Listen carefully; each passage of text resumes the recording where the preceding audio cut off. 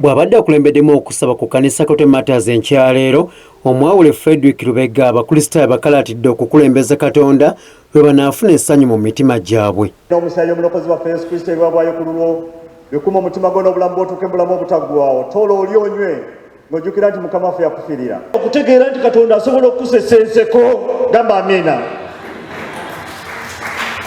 Tunuulira omusajja ono Ibulayimu bw'asaba naye ng'asabira Abumereki awonyezebwe gamba amiina.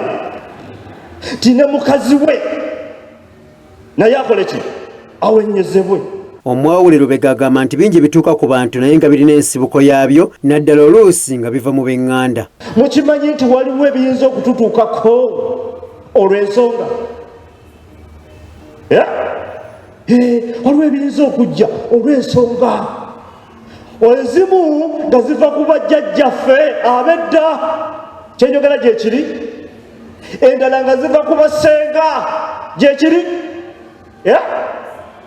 Basenga muntunuulireko nga Katonda yakuwa omukisa n'obubasenga. Wanika ku mukono tokyegaana.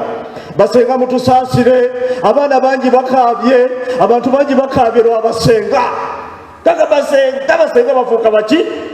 Senga bw'afulumya ekigambo n'akisibira ddala. Munange ebintu ne bituukira ku mwana lwaki? Basenga. Ategeezezza nti abantu abamu baafuuka omuziziko mu bulamu bwa bannaabwe ne batuuka n'okubulwa emirembe olw'omuntu omu. Kyokka abakubirizza okwekwata Mukama Katonda kuba ye kamala byonna. Njagala kubuuza owooluganda olina gwe oyinza okubeera nga gwe kiziiza ekiganya emikisa gy'abantu okuta gamba nti okuta.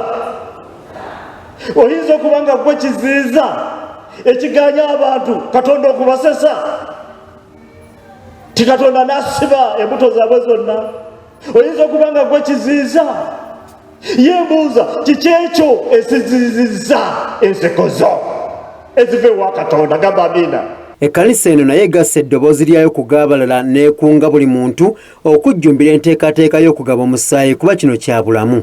Okugaba omusaayi kikulu nnyo. Obwakabaka bwa Buganda bwakwataganye n'ekkanisa okubeera nga tugaba omusaayi. Era Rev.Fredrick nga bw'abagambye ekiri mu malwaliro g'oba oli wano nga tokimanyi bannange tugabe omusaayi kubanga naawe otuuka ng'ogwetaaga. Okusaba kwetabiddwamu abakristaayo okuva mu biti eby'enjawulo nga n'akulira ebyenkulaakulana ku kkanisa eno nannyini Ntake Group of Companies era nga yesenkula Delta TV Kanoni ow'ekitiibwa Dr. Gaston Ntake n'etakubuzeemu. Kiyingi Moses, Delta TV Amasukulumu.